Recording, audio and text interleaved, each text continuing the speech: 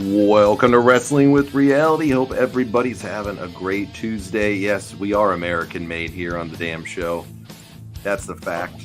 We're here. We're going to have a good time tonight. We're going to discuss some interesting topics, I think. I think we're going to have an interesting discussion tonight. But first and foremost, I am John, and of course, joining me is my partner, Mr. Richie Reardon. Richie, what's going on, my friend? How are you, buddy? I'm doing good, man. I like the new opening music. We're all American made here. Well, most of us. You got Blackjack Plaza out there in Australia.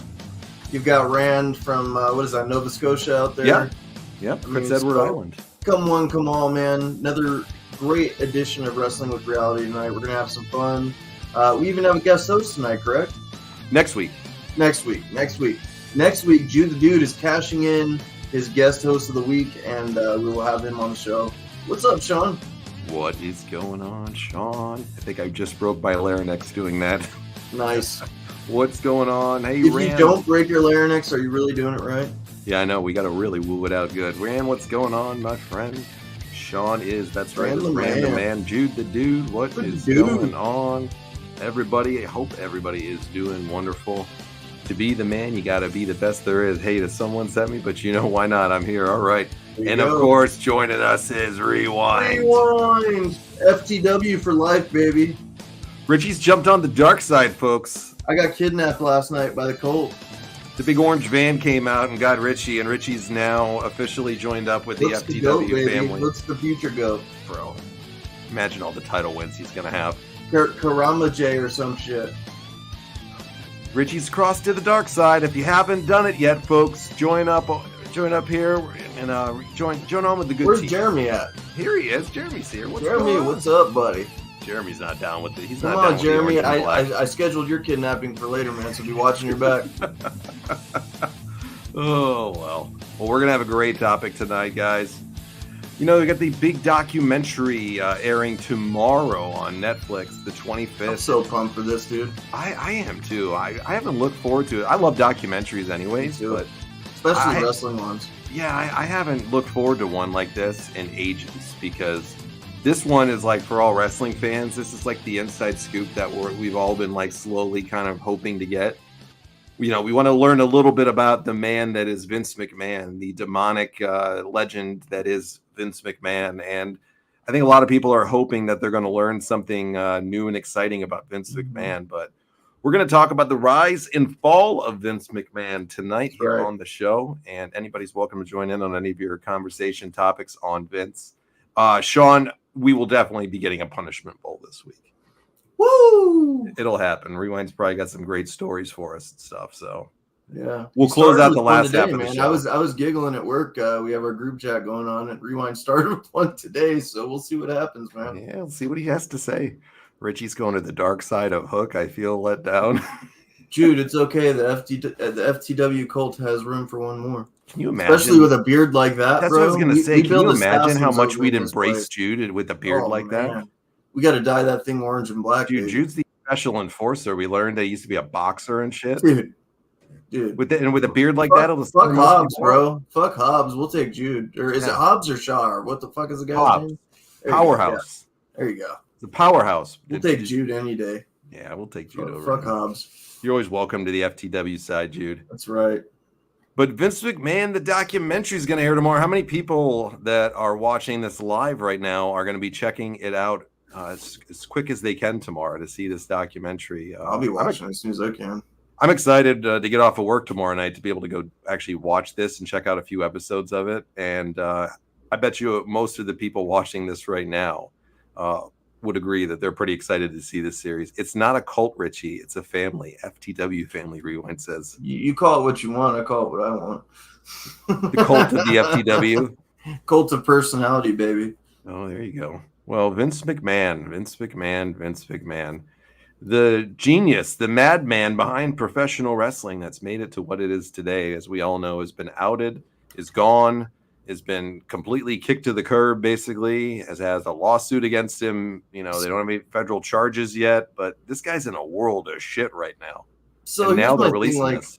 Like from the beginning, you and I both said, like, we're going to hold our judgment until we get everything. I feel so bad for Mick Foley recently because he kind of gave his situation of how he felt about it.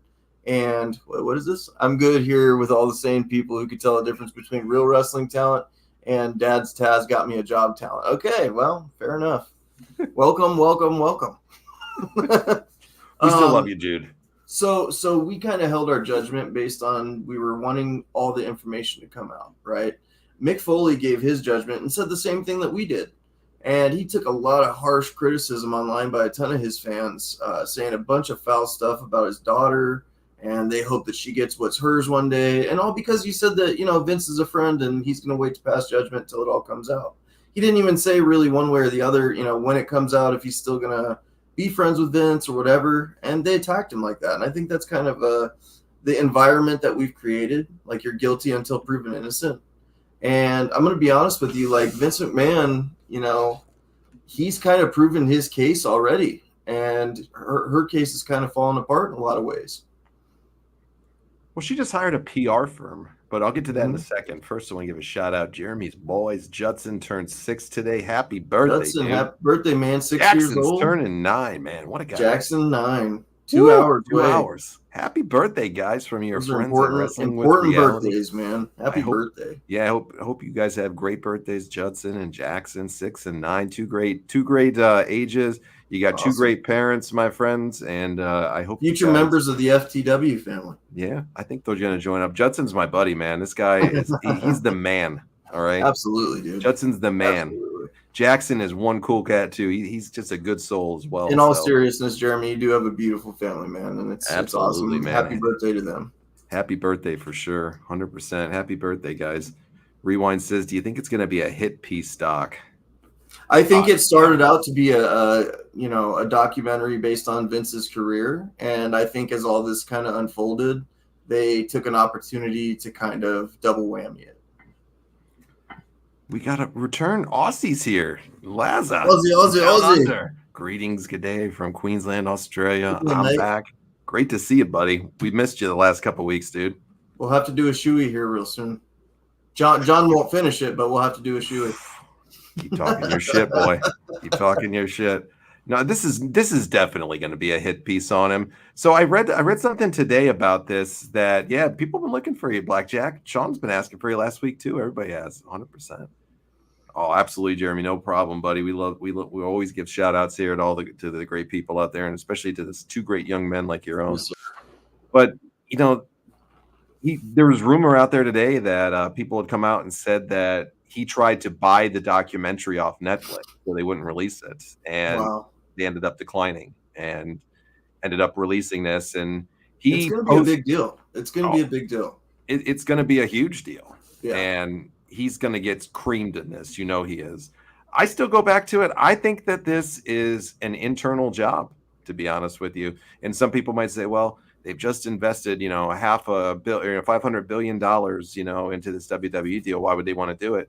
Yeah. They want to disassociate from this guy. They want everybody to know that he was the madman and he was the crazy one and he was the psycho, not everybody else. Was he though? I'm sure he was at some points. He was the ringleader, bro. But what I'm saying is like, as far as in this case with this female who brought these charges afoot, all the evidence that I've seen released so far points to this was a money grab. Mm-hmm. And I hate to say that because victims should be believed.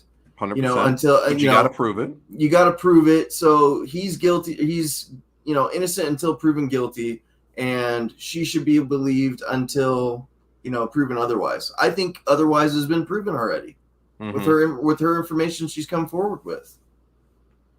There was definitely a lot of gaping holes there, but in today's day and age, no pun intended, right? Yeah. No pun intended, 100%. In today's day and age, we live in this cancel culture of society, so people are never going to forgive you no matter if you get acquitted of all this or not.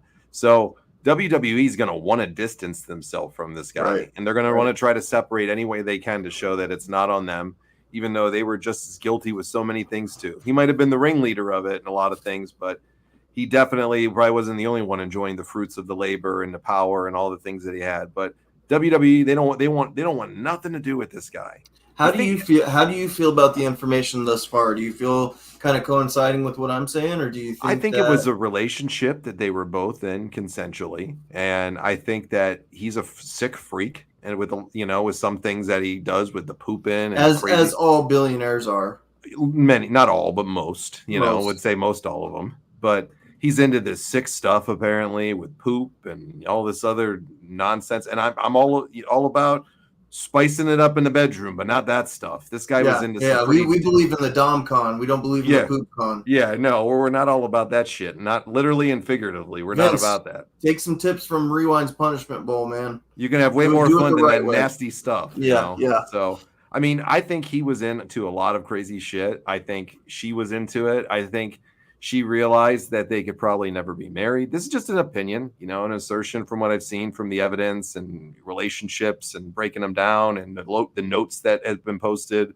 We're just giving an objective opinion on what we've seen, folks. We don't know the truth, but I think she got a little freaked out by some of the stuff, and I think she realized that they were never going to go any further than what it was going to be.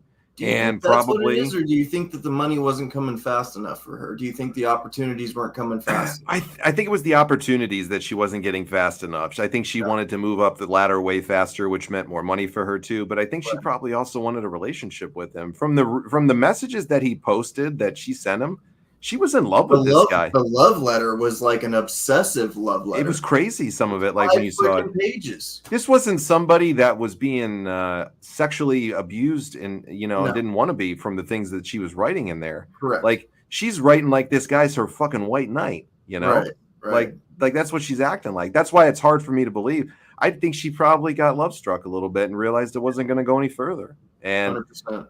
Then, maybe she tried to play along with it the way that it was going, but he realized probably that it was going to be complicated. And, Vince, he's a power hungry guy. He's crazy. He's got all these things about him. And he probably wanted to humiliate this chick, for embarrassing him. The hard part for me is he played a character like that on TV, right? So every time that we hear something or we see something or text messages, whatever. Save those instances from the past from TV for later, because we're going to talk about that later on. Yeah, well, all I was going to say is we're reading those in his voice, and we're seeing the information in his voice and his character. 1,000%. So that's not really a fair perspective to give. That's why I say, in a court of law, all the information needs to come out before anybody passes judgment, because you're going to be biased based on that thought alone. I'll get to everybody's comments in a second. I don't want to lose my train on this one thought. Like, do you really think $3 million is anything to this fucking guy? Like, no. Do you really think he was doing it with multiple women? Come to find out. Yeah, I mean, but still, they said he forked out I think it was like 12 million or something in total, which is an absurd amount of money to all of us, of course. Yeah, absolutely. Life changing for a billionaire like this. Like that's like forking over $100,000 or something. To him, he's like, well, it's all right. Whatever, I can deal without it. Like if you lost $10, you'd be pissed, but you'd be like, whatever. I'll move on. $3 million, but that him is about $10. Maybe less. This guy's got more money than he could ever know what to do with his entire life. Like I can't imagine this guy, balking about $3 million to keep somebody's mouth shut over their affair. So, and the thing of it is too, he didn't even use his money to pay it. He used the WWE, and that was the problem. You should have just used your own damn money. And not what's his net worth? $8 billion now? Some shit like that, billion? Yeah. I mean, he just cashed in on like $8 billion worth of stock, so, or he's in the process of finalizing it or has done it. Basically. Did you really think that was a good idea, Vince? You're smarter than that. Like, seriously, think about that. $8.5 billion, you're going to be clearing from this whole thing. And you could sell it at any time and anybody's going to pay you billions and that you'll have more than you'll ever imagine in your life. You already do anyways, but. Right. And you're going to cut it out of WWE funds and you're not going to cut it out of your own? How fucking silly. I can't picture Vince being this dumb. It shows you his mind must be slipping. His mind's slipping. And or it's the ego, man, thinking you're bigger than everybody. It could be the ego, but you know what? My thing is too, the thing with Vince is he's older now, but the saddest part of this whole story is, WWE, he was the reason for a lot of their success, almost all of it, and turning them into a global conglomerate. And we're not going to get the send off as fans that everybody wanted into the Hall of Fame, into these different things. And now a lot of those stories are they tarnished? I mean, look how they treated Chris Benoit, with that whole scenario. I think Now it tarnishes it a lot to people, you it know. does, and now what's going to happen? I mean, even when you comment on it, look at the most loved character in wrestling, Mick Foley, is getting scolded by hundreds of thousands of fans now over it. Let me tell you a reality when you put in Vince McMahon's name these days on something like that. If you put a video up of him or whatever it is, Hey, some of Jude, them I love that you mentioned the word shit twice in this. It's definitely pun intended there. but what the fuck did I say? I lost my train I of thought on that one. apologize. No, you're all good, man. I lost my train of thought on that one. Let me get to a couple of the You comments. got poop on the brain there. I got poop on the brain now. I get fogged out after a 13-hour day today, guys. Sorry. Like Yeah. like any documentary, there'll be a ton of shit that some will be true, some will be bullshit. People believe what they want. Yeah, absolutely. With Netflix, they're like Wikipedia. A lot of stuff is facts, some stuff not so much. My take on this new Vince McMahon series. Looking forward to watching it. Yeah. The boss's move, trying to buy the doc. It's too bad it's not WCW, Vince. Sorry, buddy. Yeah, he didn't get his way on that one. Shane McMahon will buy it. He'll really do it this time, right? Yeah. I now own the Vince McMahon documentary. Fact is that we all know that Vince is a shit person and he loves to have his ego stroked. He'll always be the bad guy. He always will. Do you think he likes his ego stroked as he shits? Vince has a pie addiction. Nobody here playing in the mud, lol. Oh boy. No, Rewind said no kink shame to you. Yeah. Vince McMahon starts a new promotion to compete with WWE and AEW with loyalists to McMahon and does a shoot interview. Brett screwed Brett stuff, shooting on his current media attacks. Oh boy. The takedown of VKM is the big deal. Wait till the episode 4 of it with the party he was after with WrestleMania and someone who's in jail. Okay, interesting. I didn't know this one. Yeah. Sounds like Vince McMahon is in a lot of Japanese fetish stuff. Yeah. Jesus. He admitted in the WWE video that he loved the ladies. Yes. There's nothing wrong with loving the ladies, but you gotta automatically understand that you're a billionaire and that if there's ladies throwing themselves at you, some of them are going to go for money opportunities. People around you got to be careful who you surround yourself with. Who's more controversial here? Good question by Lorance. Vince McMahon, Hugh Hefner. Who do you think? Huge Hefner, he says. Huge Hefner. My thing is this. I think Hugh Hefner he had a lot more evidence against him that was a lot worse. Drug trafficking, sex trafficking, underage stuff, the whole nine. I mean, there's a lot on Hugh Hefner that's actually been proven after he's been long gone. Mm-hmm. So to compare the two, I don't think there's enough out on Vince McMahon yet to compare him to that. Yeah, I mean, you got to go out too and look at some of Vince's stuff with the steroid scandals, drugs, monopolies over things too. They both are two gentlemen that definitely have their fair share. So, Interesting question, Lawrence. Yeah. Jude said Vince didn't mind losing the $3 million because he hasn't, won't miss it. He has too many assets to worry about. Sean said $12 million. He made that back after WrestleMania. Hugh with tunnels to Nicholson's. Where I was going. Yep. You know all about that there, Rand. I have no clue what we're talking about here. Yeah, there's underage trafficking that was going on at the Playboy Mansion with those. Wow. Tunnels. Yeah. Jeez. I didn't know there was tunnels to Nicholson's house. Do you think Vince was into piss fetish since Austin made him pee his pants on live television? I think he was into a lot of shit.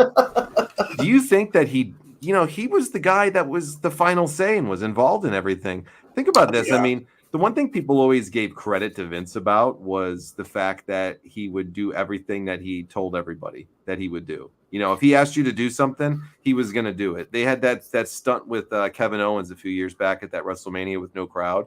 Owens was worried about Gronkowski. I'm sorry. Gronkowski was worried about taking it. Vince McMahon got up there in his mid-70s and did it for him. That's what people always credited him for. I think people are going to be naive in the fact if they think that Vince McMahon's going to go to jail or face any prison time over this. He's got too many people in high places. He's not going to see jail time or anything. He would have already been indicted by now. Do I see him paying some money and this case being settled out of court? 1,000,000%. 1,000,000%. The details on this are going to come out. Yeah. There's going to be way more that's going to come out. Well, we're in the information age, man. I mean, absolutely. It'll happen. Jeremy says, I think things get even worse for Vince if he ends up being on a list of people attending a Diddy party. Oof. I don't think Vince was invited to that one. I know they had a little bit of Jake's being one of them. I pray for Vince regarding this. I think he has dementia. He doesn't look well. Yeah, he really doesn't look well. That Randy Savage's ghost got to Vince. I think there's a lot of ghosts that might be getting to him at this point in time. Yeah. I think Vince thought the WWF wouldn't be able to make it go without him. I think that what he sees in the success of what they're having, his ego took a hit and he doesn't like it. It's a very valid point. For sure. I agree with that. Rewind says, look how they treated the GOAT Taz. Yeah, very true, Rewind. Horrible. This could be karma the way Vince treated Taz, yeah? That's true. And, he prevented the rise of Hook, too. They could never erase him, Sean, ever, no. Vince. No. Ever. He's involved in too much content. He's literally the guy that brought this to the forefront of WWE or public television and stuff like that. So, yeah. Pay-per-view was based off of WrestleMania. I mean, yeah, 1,000%. Remember, Vince did not like people farting in front of him, and he didn't like him sneezing. And now coughing. Think about that again. That's fucking hilarious. Yeah, Rand's on with the points tonight. Yeah, Rand knows his shit tonight. He's on. Well, point. where do you think Pat Patterson learned all this behavior? Jesus Christ. Jesus. Sorry. The crazy shit that was going on. Jesus, I'm not going to use that word the same ever after tonight with just thinking about it. Oh. We're going to get kicked off the radio after this episode. We've done worse before, so. Yeah. Vince could make your career. He could absolutely trash it. People probably did some real nasty things for Vince just to get ahead of the game. Guaranteed. Dude, for sure. Guaranteed. WWE has had a lot of scandals, so it does make you question under Vince McMahon. He definitely has. Rewind says that's dark, Richie. Pat Patterson, Piper shit, real dark, real dark. Yep. Well, it's the shit show. It's turning into a shit show. Titled it that, the shit show. Here we go. This is if I could title that on the things without McMahon, the shitscapades. Yeah. So I didn't, admittedly, I didn't really know a ton about his life. I've never really gone back far and dug on. I knew the basics, but I did a little research on him today. Man, what an interesting cat Vince McMahon is. Yeah. He had one hell of a crazy life, and you wonder why he ended up the way that he did and the business that he was in and the stunts that he did. I mean, his dad had nothing to do with him, till he was 12 years old. He grew up in a home with his mother who had a million different stepfathers that beat the shit out of him and her constantly. He was in military school, until he graduated. Then he went to East Carolina University, was doing sales, and then his way that he maneuvered himself into the business with his dad, and he started from the bottom running a territory in the state of Maine. Right. And the way that he got his way into the business with his dad, from what I was reading, just you see the intelligence of this guy. That's why he got to where he was as a businessman. Exactly. Because of it. And he found ways to work himself in so he could eventually buy this when his dad was sick at the end of his life and got it for $1 million. And then turn that $1 million profit of money that he didn't even really have, and look at where it's at now, and look at what he cashed in on. Him and Dana White's stories are so similar. It's crazy. Both of them, you get a product when it's kind of not doing so well, and then you turn it into one of the biggest organizations in America. Then you turn it into a publicly traded company, and it snowballs from there. Now these two are partnerships, these two companies, and it's one of the biggest massive partnership deals of all time. Yeah. And I mean, think about this too. It's like Dana White, tremendous success story, of course, very similar in stories. Yeah. But you got to think about this with Vince. Vince did this on his own. And he did it on his own. He did this on his own, and he took the vision. He didn't have any investors like the Fertitta brothers or anything like that. Yeah, this was solely on him. He was borrowing, and stealing and putting everything he could up to be able to get the seed money to buy it from his dad. I mean, think about that too. That shows you what an interesting relationship those two had. Yeah. His dad knows he's dying. Yeah, and he's not leaving it to him. Yeah, he's not leaving it and signing it over to him. He's cashing in on $1 million on his kid when he's going out and getting ready to croak, But maybe that's the maybe he did that for a purpose to kind of teach him that nothing's going to be handed to him. Fuck that shit. No. You look at Vince McMahon's work ethic. That's where he learned it from. Was those kind of scenarios? I don't think that's the case, because I think that it just shows you a lot about his dad as a human being and how you think his dad was a piece of shit too. Absolutely. I mean, you don't leave your kid for 12 years and treat your ex-wife like she's a piece of shit like that, and not see your kid. I didn't know about the 12 years thing. Yeah. I didn't know he didn't know his dad till then. Yeah. That's why I said I didn't realize it either was that long. I knew they were estranged at some point. I didn't realize he didn't know him the first 12 years of his life. Did his dad know he had a kid? Yeah, 100%. He just didn't want to be a part of it. Okay. You know, and I think he said later on his dad apologized about it or something, which, Oof. everybody deserves forgiveness. I'm not saying that they Yeah, don't, but let's that's be great. realistic. You got a special place waiting for you no matter how much you apologize when you do something like that to a When child. you're a And huge business owner like that and you yeah, just walk away, like you have the money, you have the funds, you're not a drug addict, you're not a like what the hell kind of shit is that, you know? yeah.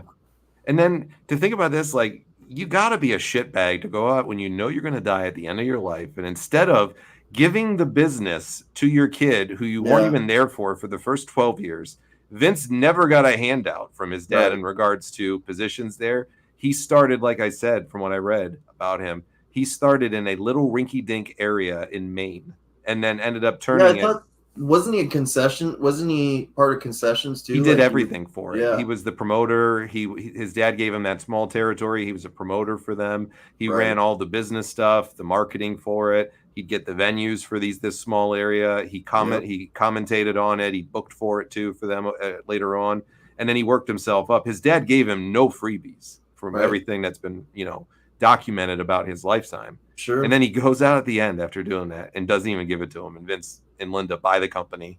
He had created Titans Sports years before he bought it from his dad, though, Wow. which was I didn't something know that. interesting. Yeah, it was called his dad's company was called CWC. That was what it was called. Well, I Uh, like Titan Sports a lot better. That's a better name. I like Titan Sports. It's always been a good name to me too. Yeah. But his dad owned like his business name, like how WWE was under Titan back then when it was WWF.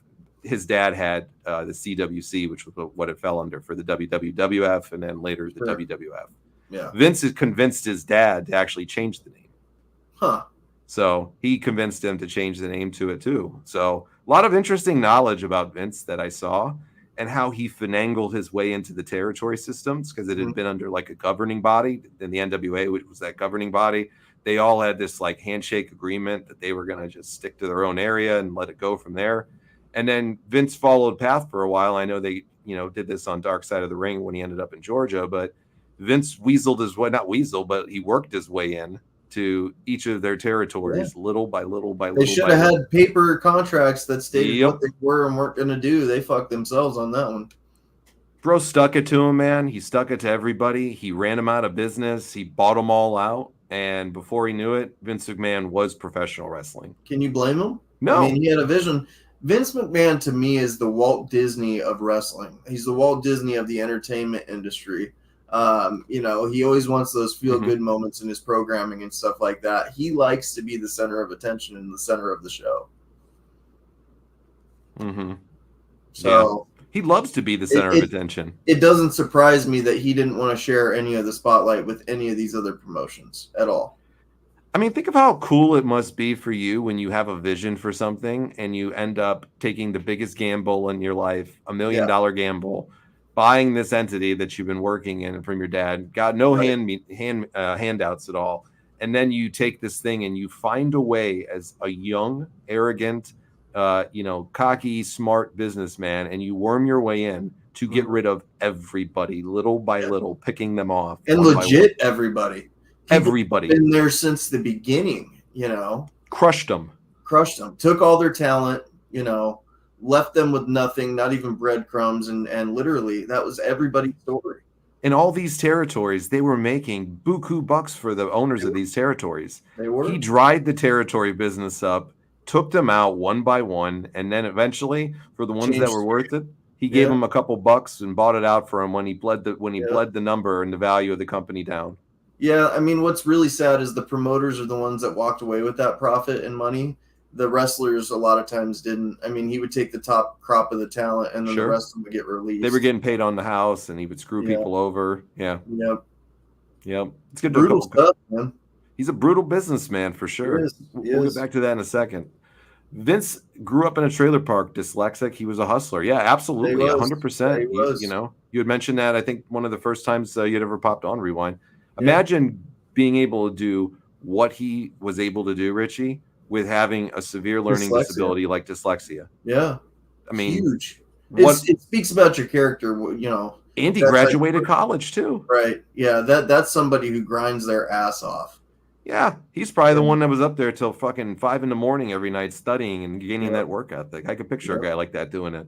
He did it in wrestling. In his later years, he worked 24/7. Interesting fact: his mother lived in Ebensburg, Pennsylvania, about 25 minutes from where I live. Met her many times. Vince Did actually you? built a tennis facility for his mom in town. She was a fantastic person to talk to, and always got Oh, WWE shit. merch for charity in the area. That's awesome, Jude. That's really cool. That's cool. From a trailer park to $1 billion home, the one fail was his Evil Knievel jump over the Grand Canyon. Heard some vets in the media shoot on Triple H saying WWE hasn't changed under Triple H. Judge a different face regarding issues with the How company. could they say that? How could Yeah, they I don't say it believe hasn't changed? That's ridiculous. Yeah, I don't That's buy it. ridiculous. Vince's brother died 1 year before Vince fell from the top. Rand's a conspiracy theorist too, I think, Richie, just like you. I didn't know he died a year before. I didn't even know that.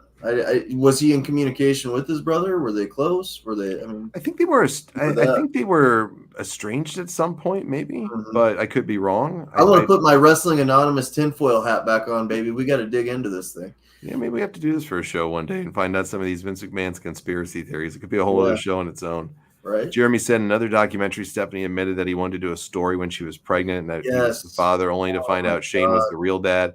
They said this is the first time everyone shut it down. That's a sick individual. We're going to talk about that in a minute. Yeah, and a lot of the positions that he put those two in on TV were weird, you know? Yeah.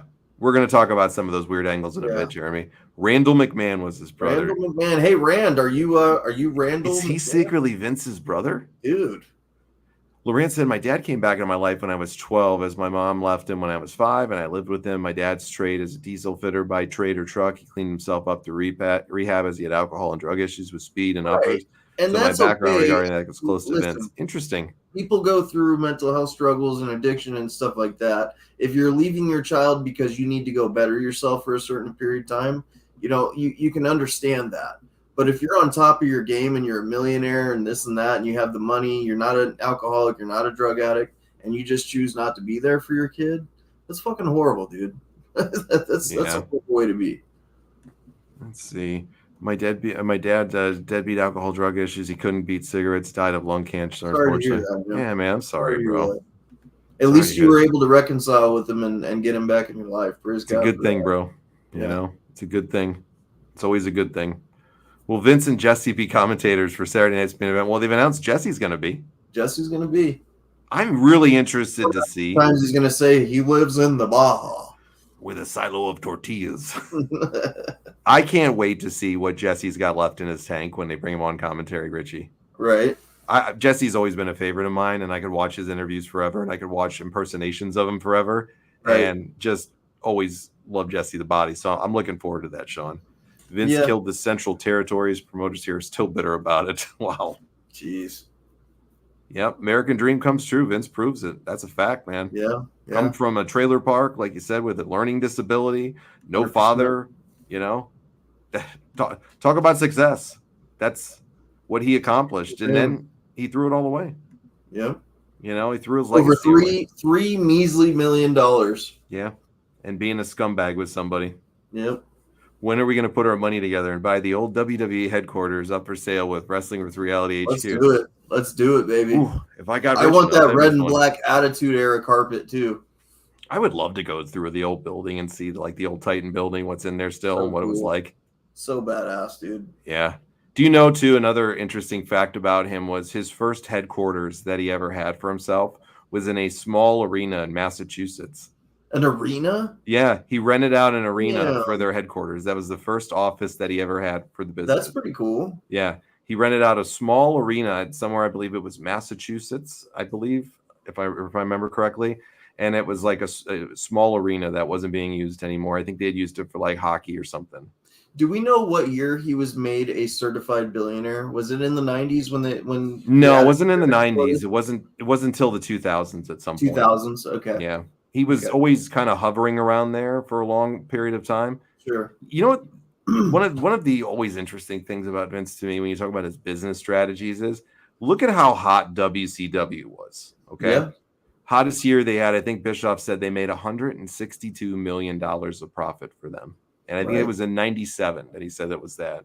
$162 million in profit. And Vince ends up 1997, you said. Yeah, 1997. So factor that with inflation, somebody, and I bet you're looking at around 300 million within the inflation. Correct. So that was a $300 million profit WCW had on today's standards, right around there. Now, when you look at this guy, he bought it for like a few $1,000,000. Right. Something that was a few years before worth $162 million in that time. Sure. And then he bought it for like, I think they say for everything, it was like rumored to be 5 to 7 million. Right.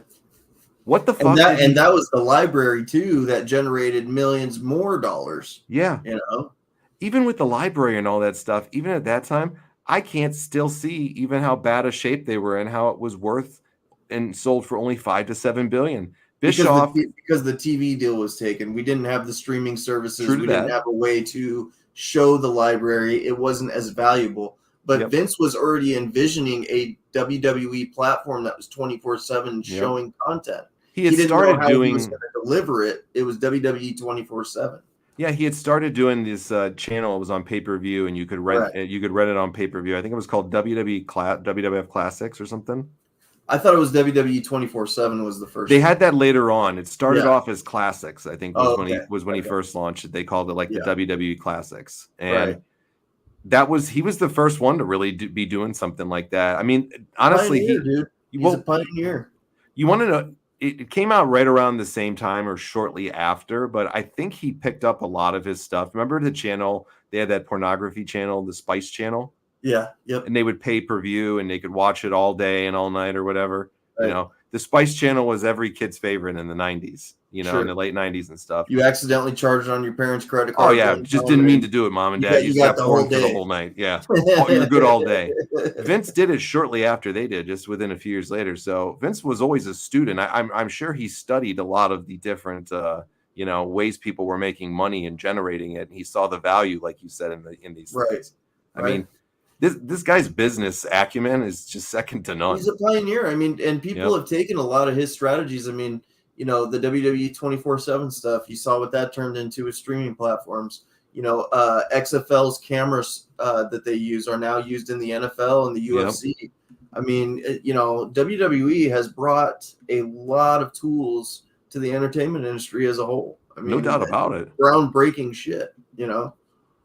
Bet Vince has secret tunnels under the WWHQ. I would probably say that's a good one. That's creepy as shit.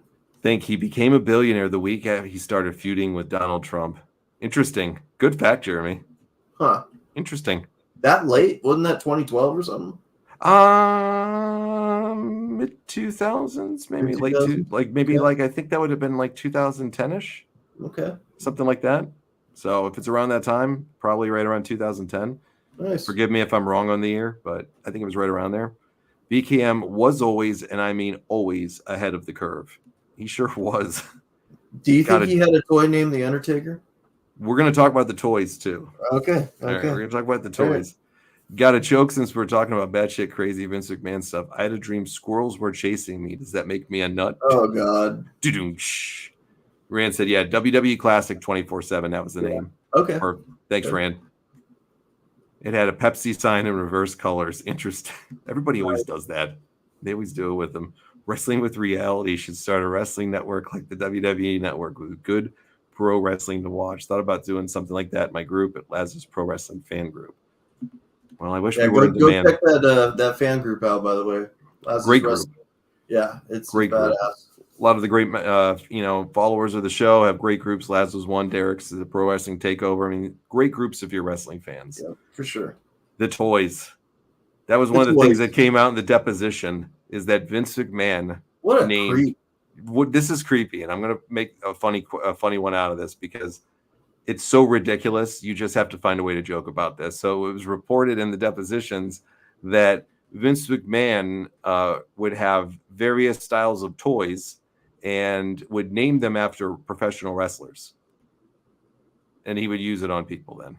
Do you think he had a cane one that was shaped like a candy cane? It's the Undertaker. Hellfire and brimstone. Yeah. So what do you think are some of the names of Vince's toys that he had? Because they reported that Andre the Giant had to have been one. Fucking Andre the Giant. He probably had the Andre the Giant in the Big Show one that was like 3 feet long. Yeah, yeah. What else do you think they had for names? What wrestlers do you think Vince was naming toys after? Definitely Vader, and it was probably a stinky big fat one. Mick Foley, he probably had a Mr. Sacco. Cactus Sack. Yeah, Cactus Sack. Oh my God, you could go on for days. Head, he definitely had a head. The Disciple, it's small, but it's going to learn over time. Yeah. It grows through the process. It's all good. The Sable here. Let's hear you guys' name for some of Vince's toys, please. We got to hear some of you guys. Rewind is saying that Laza has the dad joke of the night. Absolutely, you got it, Laza. Teddy Long was probably for a tag team session. You're going one-on-one with the Undertaker, player. The Sable. Rewind says Mark Henry, the Thick. Oh. Papa Karma. Oh, Jesus. The Rock. Haven't listened to the Jim Cornette show for a while, but interested in what he has to say regarding the new show. Yeah, it'll be fun. The Barking Trish. Oh, Jesus. That's a good segue. All right. That's a good segue off of that to close out the first hour here, guys. All right. So let's share some fun Vince McMahon stories here as we're getting ready to see how outlandish. Dude, hold on. Rewind's got a good one here. Sean said the hand too. I call my penis Hulk Hogan. Nice, dude. The Hulkster. The jackhammer, Laurent says. Yeah. Okay. Jake the Sake, the one that spits on you. Oh, Jesus. So, fun thing to look at is, we're going to hear this outlandish stuff about Vince McMahon. It's coming up. We're excited to talk about it. We're excited to see where it goes. But this man has had some very interesting choice of angles through the years. Some that didn't go through, some that were just fucking off the chain crazy. Yeah. Off the chain crazy. And this is Vince McMahon through the years. So a lot of people think that it's art imitating life and what he did in real life. Now we see some of the things that came out there over time, and it makes a lot of people thinking, going back as far as they can, remembering when Vince got controversial to some of the crazy shit that they did and the similarities to what came out in this deposition. But what wild and crazy angles that strike your mind when you think about Vince McMahon? It could be anything that he's done.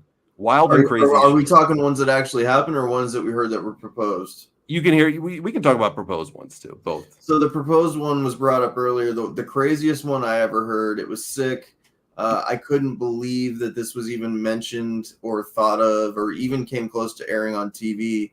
Was Stephanie McMahon having Vince McMahon's illegitimate child? Having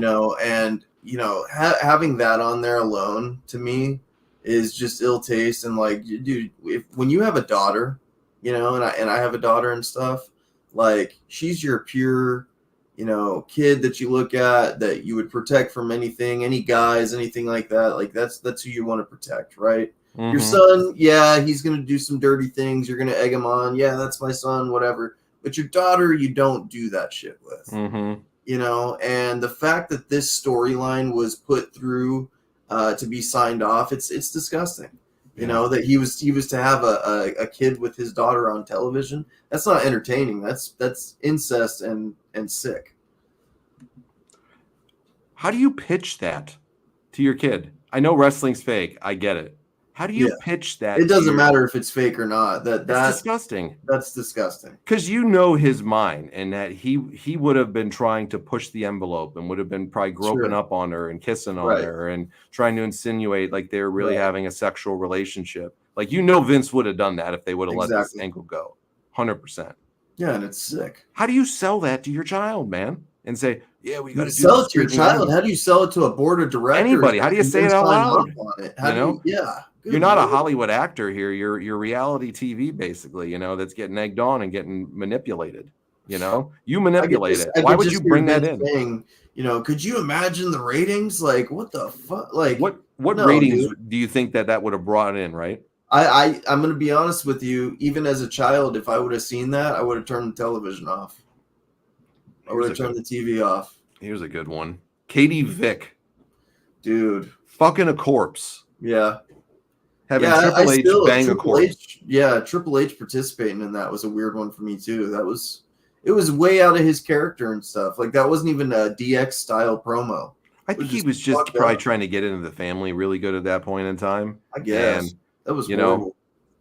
But Mark Henry and Mae Young having a hand. Yeah, the hand birth. I mean, Hornswoggle, years ago from Sean, Hornswoggle being his Vince's son, terrible. It was terrible. I mean, at least that wasn't his daughter, him and his daughter having Hornswoggle or something like that. Like, speaking of terrible, I saw something when I was looking at some stuff for today's topic and just some ideas that I had. And Hornswoggle and the Vince stuff came up for Vince's craziest moments that he ever did. And one of the moments, I don't know if you remember this, Richie, but they're in the back after Hornswoggle had done something and Vince is coaching him along and happy and all this shit. And then he tells him he needs to work on his impression bigger because Hornswoggle had been impersonating Jim Ross with the cowboy hat. And he grabbed the cowboy hat or put it on him, and Vince did what Hornswoggle should do the next time. And it was making fun of Jim, and he was doing the stuff with the side of his face to insinuate his Bell's palsy. Yeah. Fucking A, man. Yeah, as somebody who's had a stroke and stuff, and I suffer from things like that on the left side of my body, it's it's not funny shit, man. That's stuff that you deal with on a daily basis. Yeah, fuck that, man. I'm sorry for the language. I'm all for comedy and shit like that, but leave that stuff alone, dude. I mean, it's awful. What about when Linda was a vegetable and he was cheating on her while she was in the wheelchair?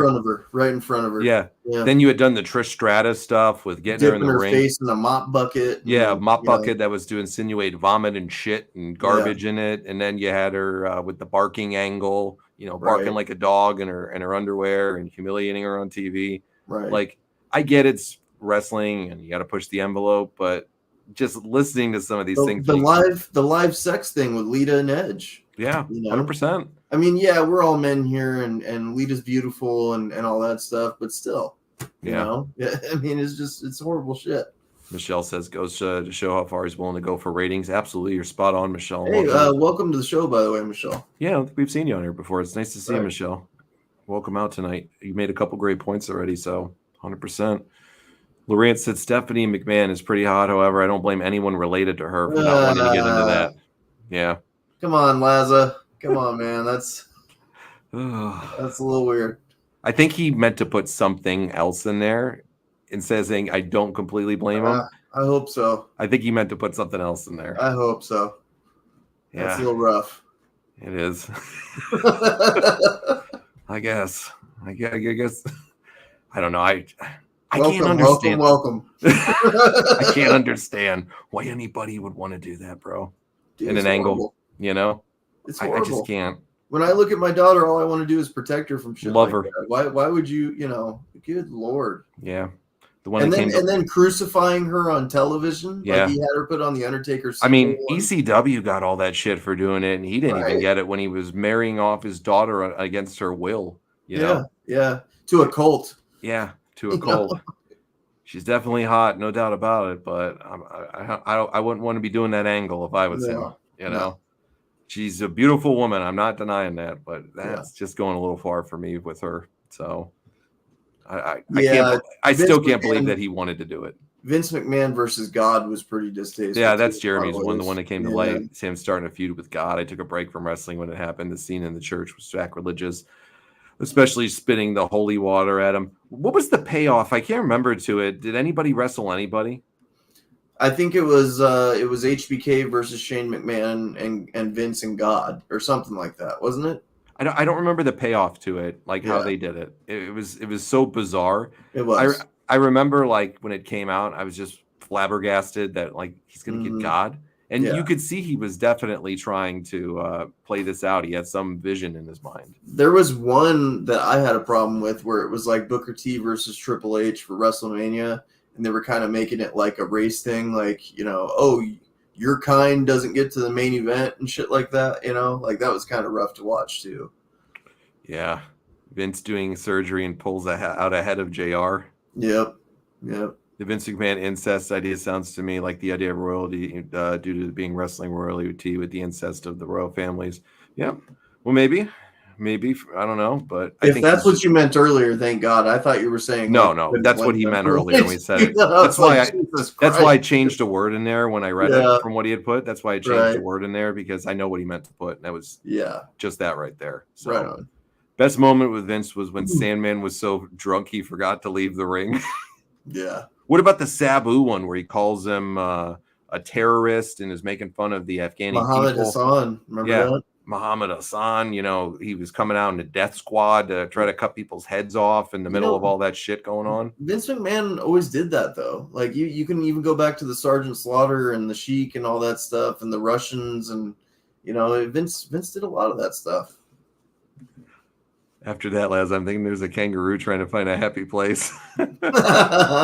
Sable and Miss Kitty, the cat show. And I remember when they did that with her, with that. Sable had the handprints too, and then Miss Kitty, and listen, we're not a bunch of snowflakes here, right? No, like we're men. And, we're not about degrading people like women this, and stuff like that, but we're not about degrading people either. No, ever. I am for the edgier side of content for WWE. Sure, but however, not like that. Not those limits. There is limits to that.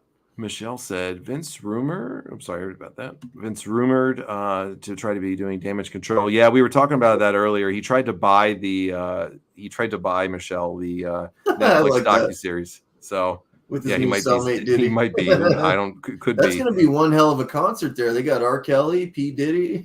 I'm sure there's going to be more coming too. Right. They're all going to start singing on each other on that one. Jay-Z's probably next. I'll tell you that. Couldn't happen to a bigger pieces of shit than some of these guys. I know. I hope they like prison for the rest of their life. Yeah. That storyline to me sounds like a Vince Russo move, though. I'm going to be real. The incest stuff. Yeah, I'm going to be real. I don't know. Could be. I don't know. Yeah. Could be. There's always. I don't remember the exact time when it was, so I don't want to put blame on Russo if it wasn't there. Right. But definitely could be. There was a tag match and God was the spotlight. Okay, yeah. I'm sure that was riveting stuff, right? He was punishing Vince for Vince versus God. I think he might punish it forever for that one. Yep. Gives meaning to oil wrestling match. Right. Three-way champs. Yeah, Vince using the N-word when he was with that. Right. You remember that was Cena, right? I do. I'm not saying it, but no, everybody knows that. It was bad stuff. If you didn't look it up, that wasn't even like that far back. That was like late 2000s. Like no, that was when he was the ECW champion and he was wearing the do-rag. So would that have been about 2009? Yeah, I think so. Okay. Even going back 15 years. It wasn't fucking acceptable. It's never been acceptable. No. It's never been acceptable. It was acceptable in the ignorant times, when and in rap music and their own culture. Yeah. But and then when everybody in this world smartened up that's all bullshit and stuff, exactly. It was never acceptable after that. Right. Once people got intelligence that crap isn't tolerated. Yeah. It's not right. And this guy in 2009 was using it on television, cable, television. Millions of people watching it, thinking it's a good move. Shit. Crazy shit. Ugh. Man, Diddy didn't make it to the trial out to anybody. He's going to be cellmates with Epstein. Diddy's in for a world of shit, but we're going to talk about that next week on one of our other shows that we do outside of wrestling. That's going to be a good topic of conversation. The WWE is more whack WWE or trauma entertainment. I think there's been a lot of people traumatized from it there, Lawrence. Dawn Marie, good one from Jeremy here. Dawn Marie sleeping with Tori Wilson's dad, and it kills him. And then Dawn made out with her stepmom. Right. That was a horrible one. What about the growth on that lady's face? Oh, Jillian Hall's face. Jillian Hall's face, and then they ate it off. Remember that? The boogeyman did it, right? The boogeyman ate it off. That was weird. Creepy. Yeah. Then let's go back to the other tasteless things he did with other people, where he was parading Hawk around and having the drunk angle with him and falling off the top when he was struggling with substance abuse. Yeah. Real cool, right? Yeah. If you think back, a lot of the old skit ideas were sounding awful familiar in his real life case. Yeah, we were talking about that earlier too. Very true. It really does. You see it, and it's like why you said earlier. You made a good point. When you read the text messages that were uncovered, you heard it in his voice. Instantly. It didn't even take a second. Like when I was reading it, for me, you're gonna take this the way I tell you to. Like you heard it in his voice. So wrapping up this first hour of the show tonight, and for the Saturday radio show, I'm going to read Vince's statement on this. So he finally made a statement before this release tomorrow. Came out today, I believe. He said, this is from Vince McMahon's Twitter. He says, I don't regret participating in this Netflix documentary. The producers had an opportunity to tell an objective story about my life and the incredible business I built. They were equally filled with excitement, drama, fun, and a fair amount of controversy and life lessons. How, unfortunately, based on early partial cut I've seen, this doc falls short, and it takes the predictable path of conflating the Mr. McMahon character with my true self, Vince. The title and promos alone make that evident. Yep. No accountability, right?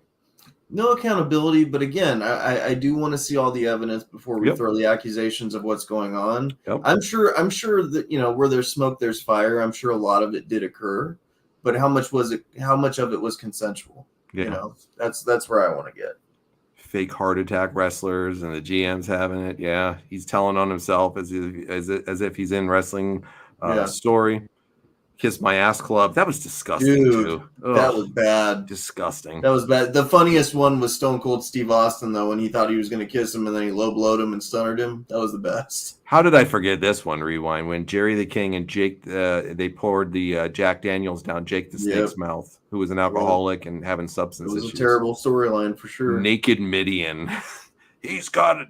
Here's another one. Yeah, he scarred me for life with that one. Fuck him. He's got a puke. Having dinner with Brian Pillman Sr. after he died, with his wife. The gun scene with Brian Pillman in Austin. Yep. The limo exploding 7 days before the Benoit situation. That was a weird one. We covered that on Wrestling Anonymous years ago. Yeah. Yeah. Boy.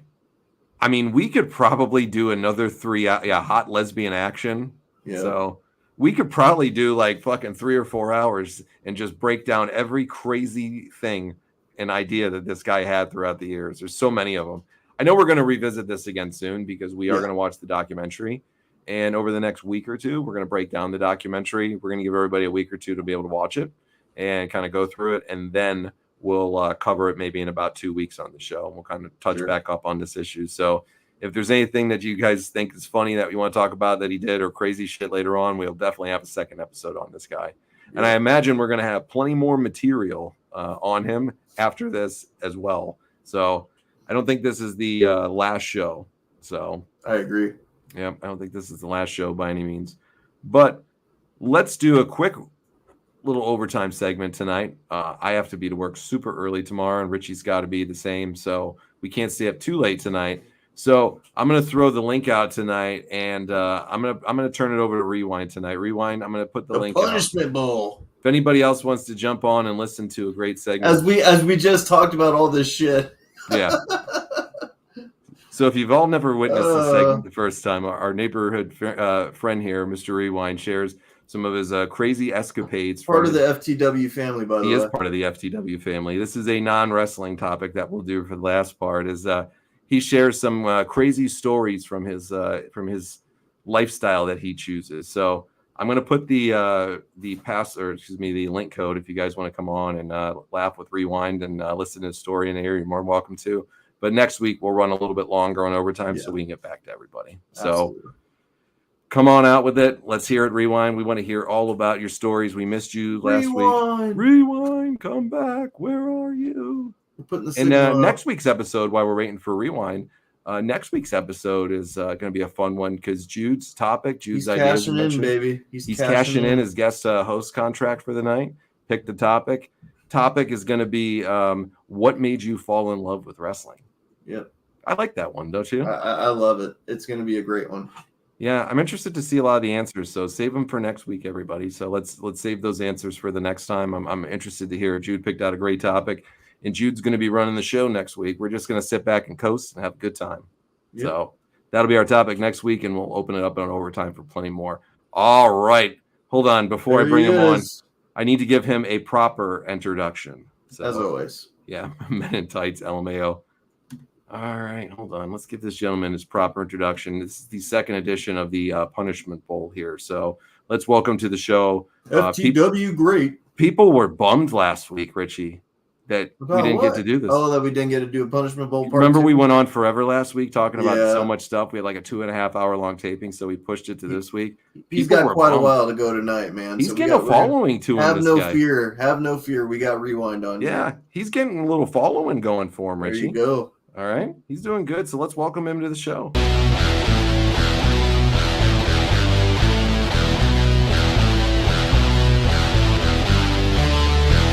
Survive by web shoes. Here he is. There he is. Rewind. The man, the myth, the legend. Rewind. What's cracking, man? Going on. Do you want to talk about my date I had today, or do you want to do DM? I want to talk about those goons you sent after me, man. That converted me. Lord. You enjoyed it a little bit, though? Yeah, a little bit. We've been planning this attack to snipe him for a while, Rewind, right? Yeah, paid off finally. Back, Jeremy. It felt good. The lotion smelled like coconut, and it was Mark P. Diddy for some reason. Jeremy's not buying in. He's not buying into the FTW lifestyle yet, but he will. He will very soon. So you can talk about whatever you want to talk about. This is your topic. So for anybody that's never come down and checked this out with us the first time, Rewind tells some crazy stories from his adventures into the BDSM world and his punishment bowl. And we're just along for the ride here. We're just along for the ride. So it's non-wrestling talk. We're just having fun. So Rewind, I'm going to turn it over to you. What do you got for us tonight? So you want to talk about the date, or anything you want? Your choice, anything man. you want, man. This is your your focus on your adventure. You're the manager. I'll read a couple DMs. How about that? Ooh, all right. I like it. Let's get spicy. Give us the deets, bro. Give me 1 second. So I Rewind's had two good ones. He's gonna spill the good tea. He always does. I'm excited. Bro, this guy keeps me laughing all day, every day. He does, man. That we have. He spices my world up. He's got enough spice for everybody. The day gets long, and then I look at the messages with all you guys, and it always just makes me die. Yeah. I love it. It's great. So this one's from 7/29 of this year. So July. Rewind should be Vince's attorney. So I started out with, "Hey Allison, what are you hoping to find on here, and what are you into in the life zone out of it? Personally, I'm trying to find enough men for a gangbang. Whoa. How many men do you have so far? This is getting very Vince McMahon-esque already. How many do you have so far, I asked. You said, none yet. It's my birthday wish. When's your birthday? August 22nd. How many dudes do you want? At least 4. Well, good luck and happy early birthday. I hope you find 4 lucky guys to smash you out on your special day. Find Jesus while you're at it, lady. Then she said, thank you. And I said, no problem. Maybe you should put you're looking for a gangbang on your profile. It could be an easier way to find dudes. Dude. And she said, I've been on here for less than 2 days. I'm just starting to set it up. I said, no problem. Have fun. And that was it. Wow. Rewind, would you be into the multiple partners? You're not into that? Good Lord. No, it's not my thing. She was real open with that. She just told anybody that, huh? Why wouldn't you be if that's what you're looking for? I mean, good Lord. All right, Richie, when you were dating, if some chick, when you first met her, like came up to you and said, you're getting to know her, like Rewind just explained, and then she just comes out and says, I want to be gangbanged by 4 different guys. What are you saying? Okay, but does she have the scratch on her lip that looks like a cat scratcher? Or is she good? It's good. She's good. Pretty girl. Sorry, I had to take a dig there. What do you do? No, I'm running the other fucking way with that, dude. I'm not into that shit. Yeah. What about you, Johnny? No. Yeah. No, thanks. I'm all about some fun, but I don't want to share That's myself. A little too much fun. Yeah, I don't want to share, my partner with anybody, and it's just not my style on that. No. Welcome to anybody that likes that. I don't share. Yeah, I don't like to share. I like my own. So, yeah. Rewind. Continue. I'm sorry. Okay. There's Richie. We'll do that. Now I'll tell you about this date I had today. Perfect. Okay. So I hit up a chick probably Friday morning, messaging back and forth, going well. Is that Jeremy? Hi, Jeremy. Not a fan of tabs. Boo. Somebody booed his ass off. No, I'm just kidding. So we're going back and forth. And at the end of the day, I'm like, hey, you want to have a FaceTime call? She said, it's perfect. I'm like, I get off at 3 on Fridays, but I have a union meeting I have to go to. So probably around, it was at 5:30, so around 6:37. She's like, just text me when you leave the meeting. We can do it from there. Text her. I'm like, hey, I'll be home in about 5 minutes. We do it. Goes well, real well. Her kinks line up with me. She's into impact play. She's into spanking. Good time. Talked for a couple hours. That was Friday. Saturday, talked for a couple more hours. She lives an hour and a half away from me. So from my driveway to her driveway, it's Dude, you travel far for Poon. Yeah, Dude, that's far. 68.5 He's gonna miles fly from my for driveway it. to hers. Yeah, it's an hour Nearly and a half. 70 miles for Poon. That's dedication. So Dude, I'm telling you, bro. 3 hours round trip, dude. Respect on that. I guess. High quality pie. So my High rules. quality pie, he says. Jude, what's up, buddy? Dude, the dude. What's up, guys? What's going on, man? I think you guys got together on this one.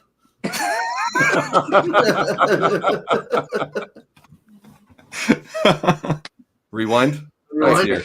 So usually my rule's an hour, but like we just hit off real well. So I'm like, yeah. So it's 3 hours round trip. So we text. I'm like, hey, what do you want to do for the date? She's like, there's nothing halfway. It's just a highway. So I'm like, all right. I'm like, you want me to meet on the coast? Because you live on the coast. We can meet up there, walk to the beach, whatever. She's like, just come over. I'll make you lunch, and maybe, yeah, and then we can just hang out, and get to know each other. I told her about the punishment bowl. She loved it. She's like, just come over. Spankings and sandwiches. I love how he tried to sneak that in there. I told her That's about exactly what I was and thinking, then made her a dude. sandwich. And Yeah. then Made her delicious turkey on rye, and then I pulled out the punishment 5 bowl. Gotta slots. have the It's Gatorade going to be too. meatloaf, actually. Even better. Meatloaf. tube stick. Meatloaf, all right. Steak. Yeah. Oh, meatloaf.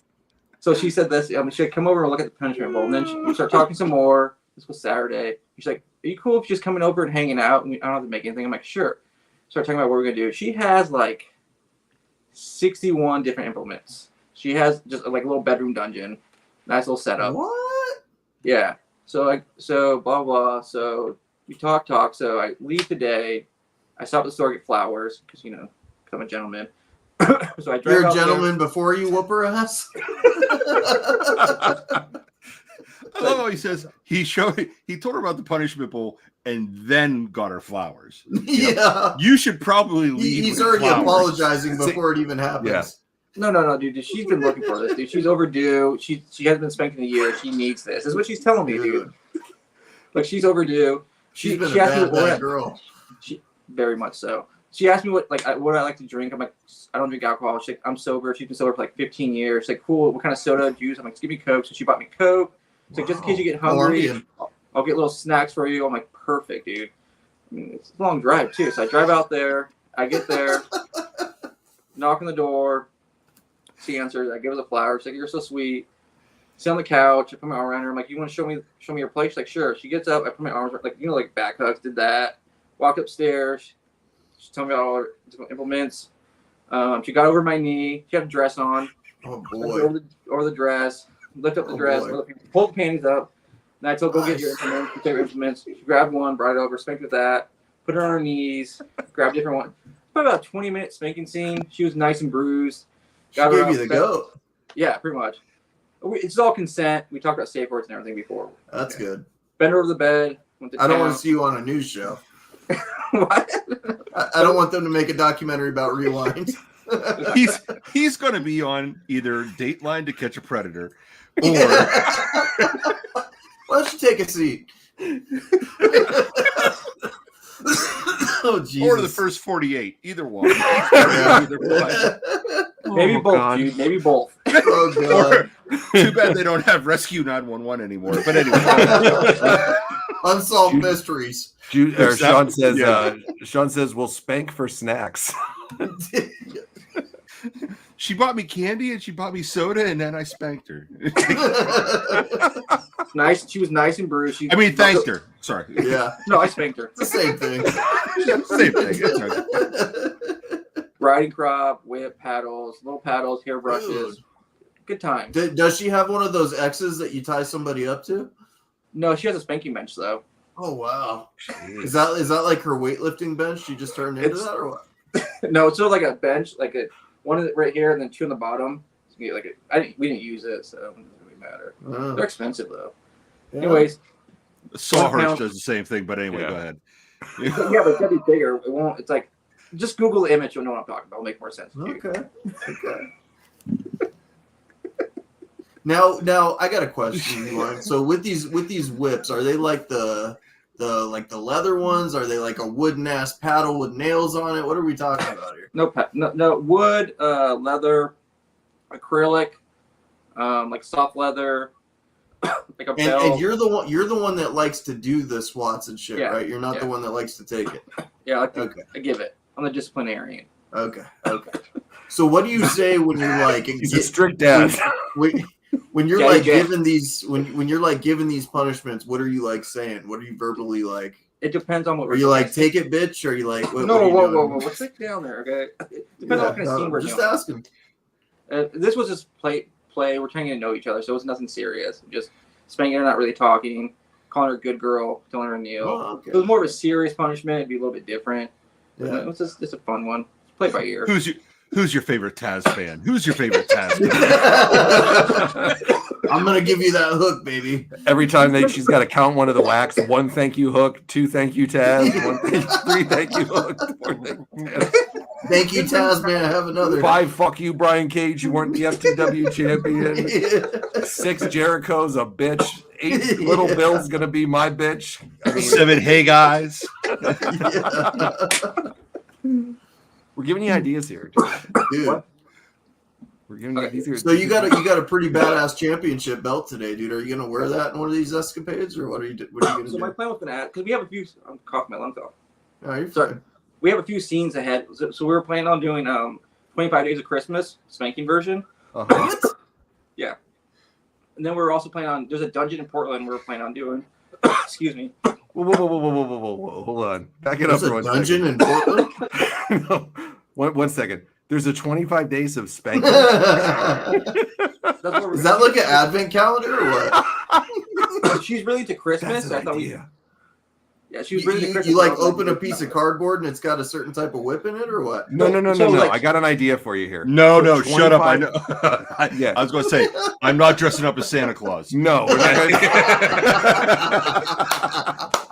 You're a little too far. Please. Rewind. The Punishment Bowl advent calendar, instead of having the chocolates in it like the advent calendars do, Yeah. when she opens it up, she picks out a punishment. There you go. That's sort of what we're talking about, something like that. Ah. So we talked about that, or like a different implement Nice. every day. So it'd be like one day, like first day of December would be like a hairbrush, and then the second Smart day man. would be this. Yeah. Do you so already for- have a chick picked out for this, or are you doing multiple chicks for this calendar? I'm a one woman kind of guy, so we'll get to the end of the story, and then we'll go from Fair there. enough. Fair Yeah. enough. So we're getting we're hooking up, banging her, and then she's like, "Can we take a break?" And I said, "Yeah, no problem." So we take a little break. We start cuddling, talking, making out, just whatever. Then out of the middle, she's like, "This is not what I thought it would be." I'm like, "What?" She's like, "This is not what I thought." So I get up. I'm like, "I'm sorry, did I do something wrong?" She's like, "No, it's not what I thought it would be." So I'm getting dressed. I'm like, "Okay, just for information That's for a the next little chick." awkward. A little bit, but whatever. But like, so like, I'm like, just for information for the next chick down the road. Is there anything I should do better or did something wrong or anything? She's like, "No, it's fine." I get dressed. I'm like, "Can I use your bathroom?" She's like, "Sure." I'm leaving. She's like, "You want to take the Coke with you too?" I drink Pepsi. I'm like, "I'm good." Damn, that was it right there. The taste test. She was like, Yeah, I know. "Let's see if he picks Pepsi." So I go down the stairs. She walks me out. She's like, "Sorry again for." She's like, "Thanks for driving." I'm like, "No, it's no problem." I'm like, "You're really attractive. You're funny. You'll find someone. Don't worry about it." She said the same thing. Huh. I get in my car, pull out the Google map, I'm trying to put my address in. She texts me. She's like, "Hey," what'd she say? She said, "I'm You really forgot sorry." your snacks. You did offer to me. I said, "Give them to the homeless." Damn. Wow. Rewind, just out here doing the You're a Lord's kind, work. you're a kind Boys. gentleman, dude. Like, Always. She texted me and she's like, "I'm really sorry. I was assaulted earlier this year. I thought I was okay, and I was at the point, but I just need more time. You're a wonderful guy. I know you're going to find someone equally wonderful." And I said, "Okay, I'm super sorry. Take time. You're good in my book. Good luck." So okay, I'm not trying to like say this lady didn't get assaulted or anything like that, and I'm not trying to take away from her, but she has a freaking dungeon. Like, yeah, but it's different between consent and non-consent. Mm-hmm. no, and I understand that. Was she saying that it was non-consent? I'm just trying to understand the full situation. It was non-consent, right? With the person assaulted her in the beginning here, Yeah. that's what I assume. So I didn't Okay. I didn't go into Okay. questions about it. I'm like, Right. it's dark. Yeah. Well, I Well, mean, we know the other was guy it part of something my that you did that costume. trick? Was it something that you did that triggered it? I mean, it's just weird that she was like, "Hey, this isn't what it's supposed to be." Which I don't I don't know, understand too. Is like she got a pedicure, she got waxed, all this stuff. She bought snacks and bought the drink for me. She bleached her butthole, it sounds like. No, she didn't. But yeah, everything else besides that, she did. Yeah. So I don't know. Weird. I guess she wasn't feeling it. I don't know. But You meet some interesting people, man. One lady's husband fell off a cliff or some shit. yeah. I think it's more to it than that, though. Rewind. I don't think it's anything you did that she didn't dig you, man. Yeah. I think it's her trauma from the issue, whether she likes it or not. I think it was that situation. She wants to get back into something that she likes to do, that she's into, but that experience has slowed her ability down. Maybe she met up with somebody that took it too far. Who knows? Yeah, I don't know. But I'm something scarred her though. Yeah, so it's it's cool, dude. Like, we had fun, and I was a gentleman, so it's I don't know. You brought her flowers, bro. Yeah, it's a long fucking drive, dude. Yeah, that You're a says all about catch, your though, man. character You're right a there. gentleman You are. deep down under. Even above that, all that stuff. Yeah. That's the one thing, when we always chat with you all the time, you're one of the most respectful people too. Absolutely. And you're always kind to others and give them compliments, and you're a great ball buster and jokester. But I bet you treat a lady like gold, man, no matter what lifestyle you're into. Yeah, sure. I really do. Thanks, John. It's a hell of a compliment. It's true, bro. Chief right there. Yeah, for sure. FTW for life, buddy. Absolutely. Absolutely. We're outnumbering them here 3-2, by the way, for Really Jude and Jeremy. They might not be Hook and Taz fans, but we might. I'm okay with it. That's why Jude's good with Just so you guys know, we're buying a bunch of Taz jerseys. We're going to be doing a giveaway. Yep. It'll be great. Yep. Fuck for life. Yep. They're going to sell out quick. It's going to be huge. It's going to be bigly. Yep. It's going to be big time. The thing is, usually, after that, she was pretty bruised up. Usually I would check in a couple days later, but I don't think that's appropriate in this situation. So I don't know. He was bruised up like you bruised her up from whips? Yeah, or? from spanking her. Yeah, she wanted to be marked up. She's marked up. Is that like some slang in the BDS? She wants color. community? She wants So it's like wrestling. She wants color. Yeah, Okay. yeah. She wants marks. That's her whole thing. She wants marks. Got It's it. a kink in itself. I don't understand that. That's fine. It's just, People like what they like, right? I guess, damn. So is there a chance if she calls you and says, hey, I was just having cold feet a little bit, can we try this again? Would you give her another shot if she comes calling you back? I don't know. That's a long conversation. I'll have a conversation with her. That's a long conversation, though. That's I don't know. That's a long conversation. Did you send her a picture of you in the hard hat? No, but she was the chick I was going to ask if we could do a scene with the FTW belt. So for the guys who don't know, I ordered old school, the original FTW belt, and I was going to do a scene with her. Scene means like a role play thing. That's what it means in lifestyle. And I was going to fuck her with the belt on, or have her wear it. I don't know. But then You gotta wear it. If you're the Dom, you gotta wear it, bro. You have to wear that, man. That's Yeah. like putting your nuts in her purse if you give it to her. But she wears it, and I'm watching it, and I bust a nut on her, and then she licks it up. It sounds like fun. Whoa.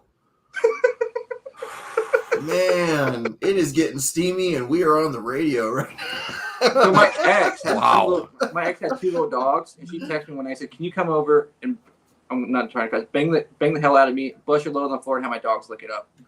What Whoa, the fuck? okay, all right. That is that's all the time we have for the punishment.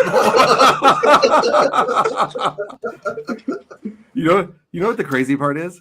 I think these stories are just warming up too. I think these are the light ones dude. compared to the good ones. Well, there's still the swinger party, the one I went to. Bro. You went to a swinger party? Yeah, that's the chick who Jesus, taught I me how to wouldn't take you massage. for that. The chick with the massage hands, that's her. And then there's also the chick who stole my coffee, and I went back 3 times to her. And I might go Bro, back you must be hung like a horse to be able to go to one of those parties. That's fucking crazy. There's actually a club in Pittsburgh it's a swingers club. You have to be invited. You have to be invited to it. Jude, were you ever fill out an invited? application. We're on the punishment bowl. It's okay to say. Once. Did you go? I did. Okay.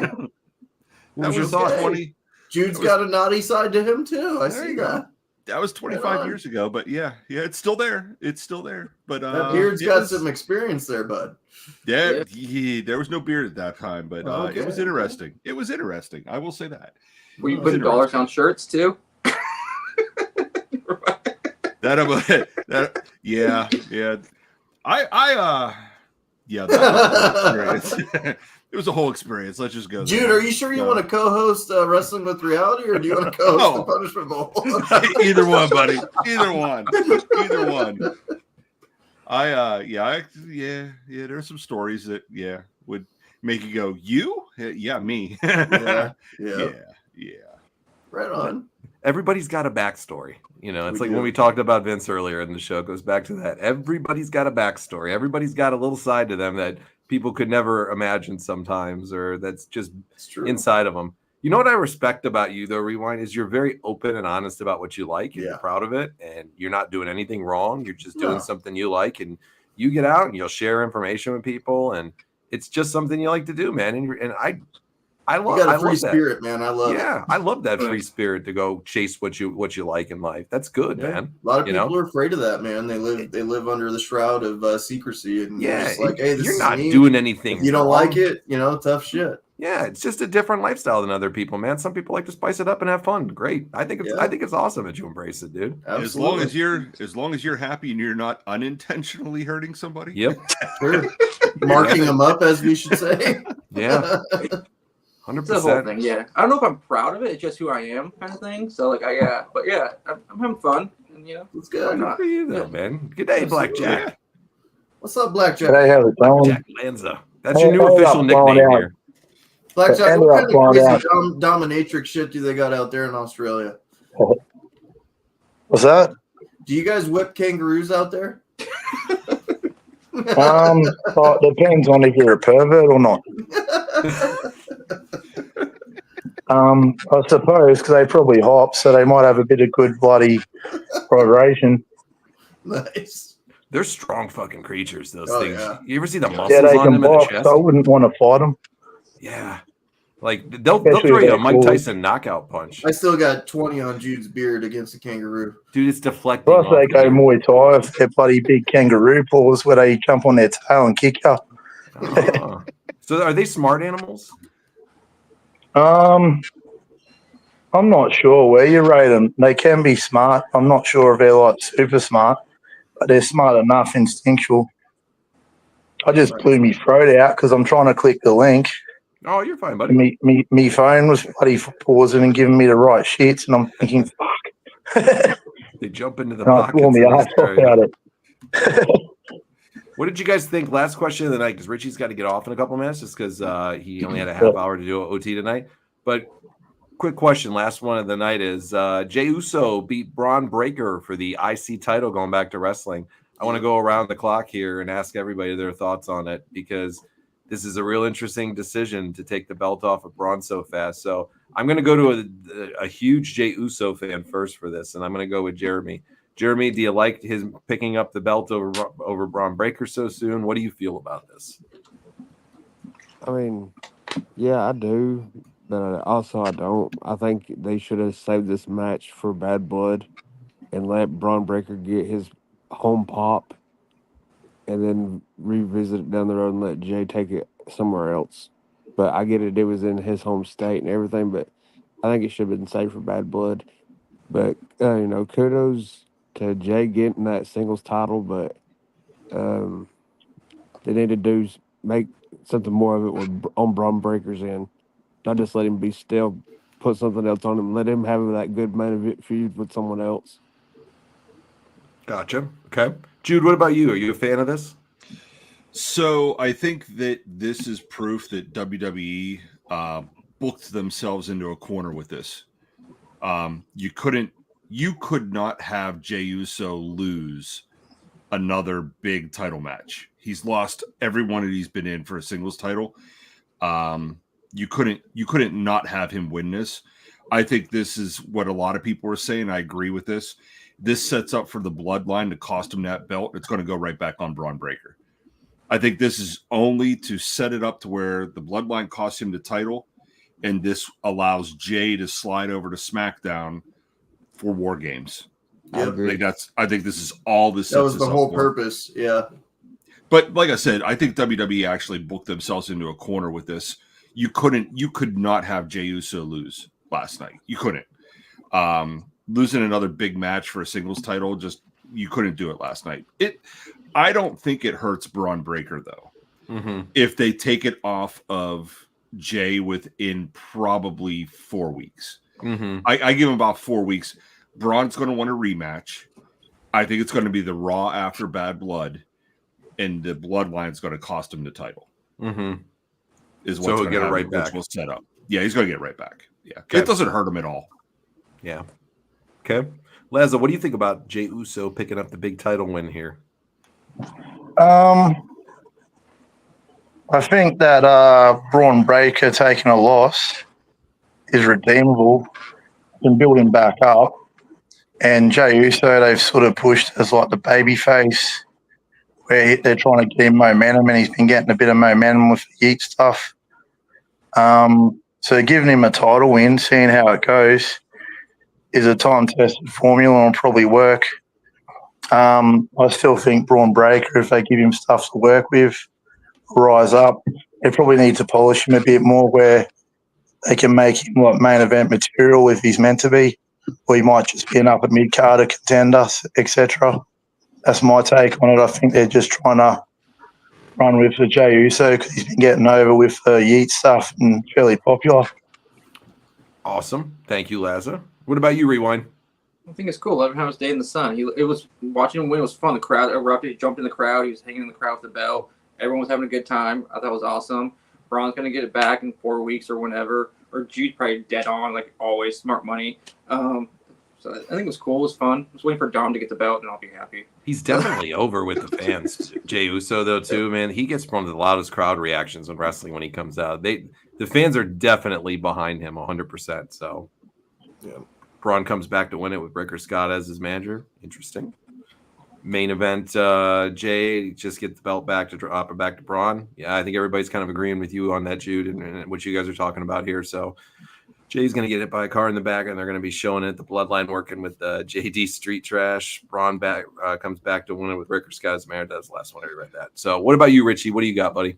I agree with Jude's take. I think that's a great perspective and where they're working towards this. That's what makes sense booking-wise. I think that it was kind of a mistake to take it off him that early, but I also see what Jude's saying. You know, they booked themselves in a corner. I don't know. I thought that they had bigger plans for Braun, and maybe they still do.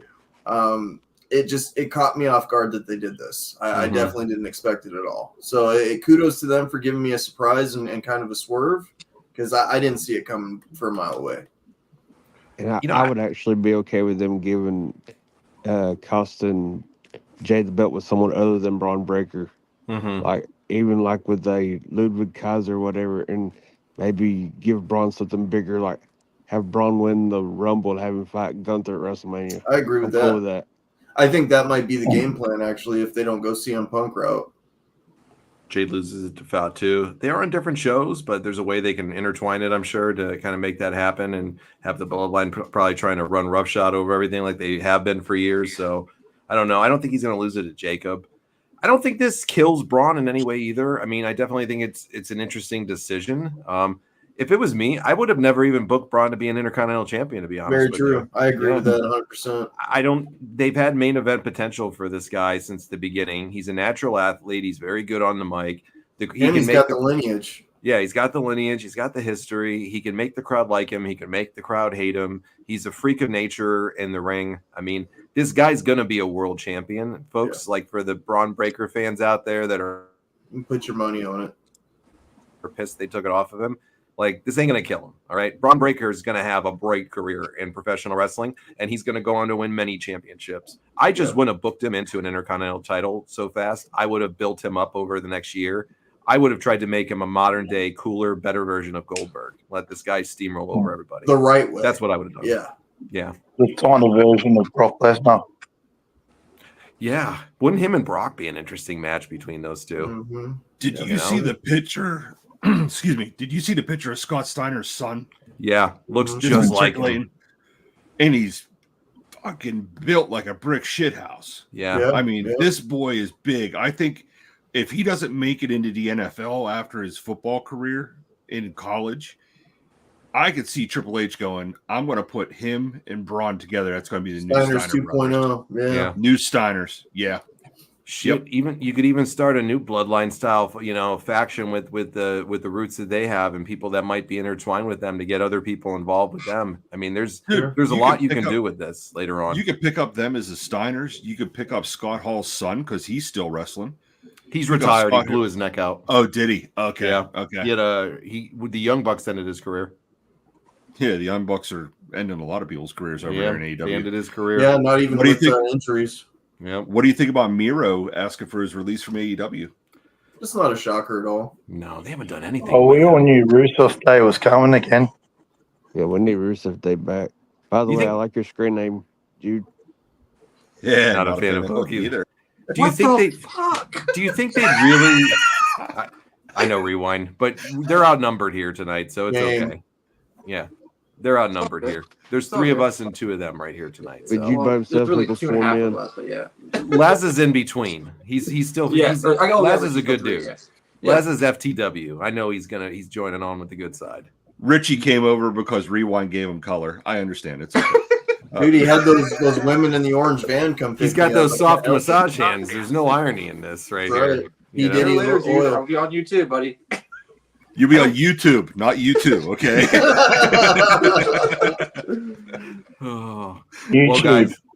Well, guys, it was a great time as always. We'll go a little longer next week to make up for it, but we got a great topic. We might do an impromptu show this week too. So yeah, we'll definitely try to. We'll probably try to give some extra time, just do some impromptu stuff. We always like to try to squeeze an extra in. But I mentioned it earlier, Jude, but Jude's going to be our co-host next week for Winning Trivia, and he picked his topic. I said it earlier. Jude, tell him again what next week's topic is going to be that you're leading. So it's going to be what made you a wrestling fan? And why are you still a wrestling fan? That's very good, dude. Good question. My answer is I'm a glutton for punishment. Come to my house. You and Rewind would hang out. Yeah, that's where Rewind said, come to my house. You fit in fine. That's a great topic, Jude. Yeah, we appreciate it, man. Yeah. Be interesting because I am from a later generation of wrestling fan. We got others that are a newer generation of wrestling fan. Yep. There is a difference. There's a difference. Jude, you're 47, right? I'm 47. Yep. Okay, yeah, me and you were right around the same age, so you got me by a few years. 38. So isn't it interesting though, Jude? Like you mentioned, that's the cool part about it, to see where everybody kind of came in at different periods and what brought it in for them, and just grab them to make them love it. I can remember watching WrestleMania whenever it was Hulk Hogan versus Andre the Giant. They had an intermission, a 25-minute intermission in between on the pay-per-view. I can still remember I was over a buddy of mine's house watching it. That hooked me, and I was hooked ever since. And I'll talk more next week about, I shared my love of wrestling with my dad. Yeah. Growing up, and my dad worked in the steel mills in Johnstown. I didn't get to spend a lot of time with my dad because he was working all the time. But we shared that, and it was really cool. So I'll go into it next week, but yeah. That's cool though. I'm looking forward to the topic. It's going to be a great conversation, I'm sure. So, well, fellas, I'm going to close this back room down for now, but we will see you guys later on this week, hopefully on an impromptu show. If not, we'll see you next week for sure. But guys, thanks for joining us. Okay. Thanks everybody. See you next week, guys. For running late. All right, Laza, great to have you back. Rewind, Jude, Jeremy, everybody. It is awesome to have you here. Thanks for joining us in the crowd tonight. Man, I gotta say with Rewind, that Punishment Bowl segment, guys, was just the fucking bomb. Again, he never ceases to amaze me with what he does. He's the gift that keeps on giving, man. He's a treasure that we are so happy we got to find and share him with the internet community and our group and stuff. Rewind's quickly becoming one of our good buddies, man, and it's been a hell of a ride already. So I'm excited, dude. 100%. Well, everybody, we'll see you all again real soon here. Make sure you like and subscribe to the page. Make sure you follow us on Facebook, subscribe and like it on YouTube. Hit the like on the video, please. That thumbs up. It really helps, whether it's on YouTube or Facebook you're watching on now. We would greatly appreciate that. And you guys are all awesome, man. Great comments always from Sean, from Rand, from so many more that have popped in tonight. You guys are the bomb. So for Richie, I'm John. We'll see you all again over the next few days, hopefully, but we'll see you real soon right here on the I can't even talk right then, the show. But we'll see you on the next episode. Punishment Bowl's got you, buddy. Oh, he shook me with that. Yeah. He's giving me all these ideas. I can't even think straight right here. There you go. All right, everybody. We'll see you again here on the next episode of Wrestling with Reality. For Richie, I'm John. And you guys have a great night.